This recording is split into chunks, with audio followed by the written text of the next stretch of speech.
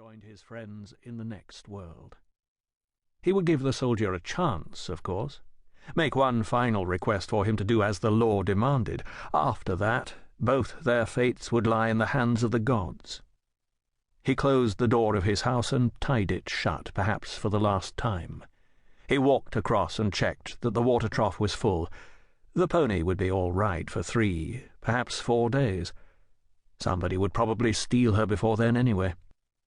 He pulled the gate shut out of habit, although there was nothing to escape and little for any wandering animals to eat in there.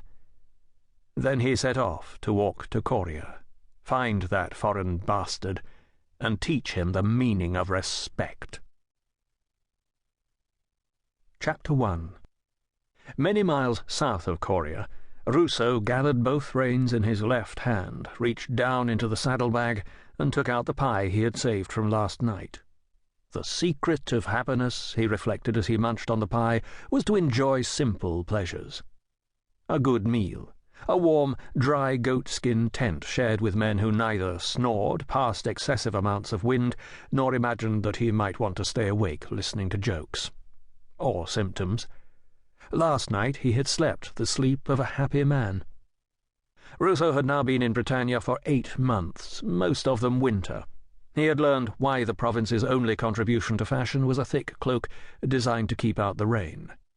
Rain was not a bad thing, of course, as his brother had reminded him on more than one occasion, but his brother was a farmer, and he was talking about proper rain, the sort that cascaded from the heavens to water the earth and fill the aqueducts and wash the drains.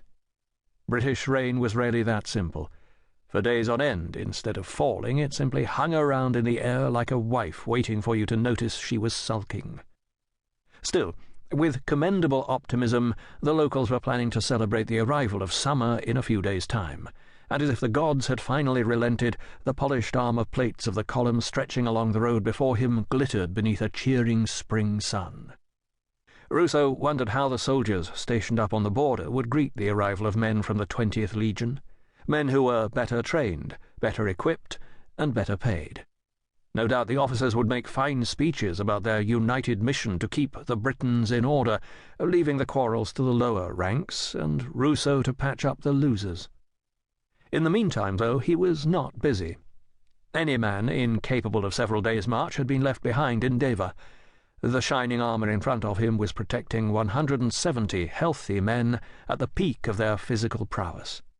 Even the most resentful of local taxpayers would keep their weapons and their opinions hidden at the sight of a force this size, and it was hard to see how a soldier could acquire any injury worse than blisters by observing a steady pace along a straight road. Ruso suppressed a smile. For a few precious days of holiday, he was enjoying the anonymity of being a traveller instead of a military "Doctor!" His first instinct was to snatch a last mouthful of pie. "Dr. Gaius Petreius Ruso, sir?" Since his other hand was holding the reins, Ruso raised the crumbling pastry in acknowledgment before nudging the horse to the edge of the road where there was room to halt without obstructing the rest of the column. Moments later he found himself looking down at 3 people.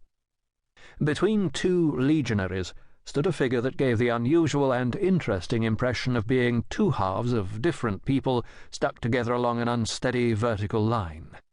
Most of the left half, apart from the hand and forearm, was clean. The right half, to the obvious distaste of the soldier restraining that side, was coated with thick mud.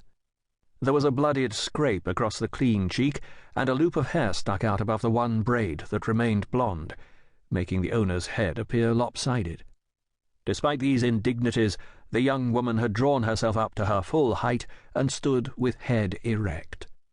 The glint in the eyes, whose colour Ruso had never found a satisfactory word to describe, but when he did it would be something to do with the sea, suggested someone would soon be sorry for this.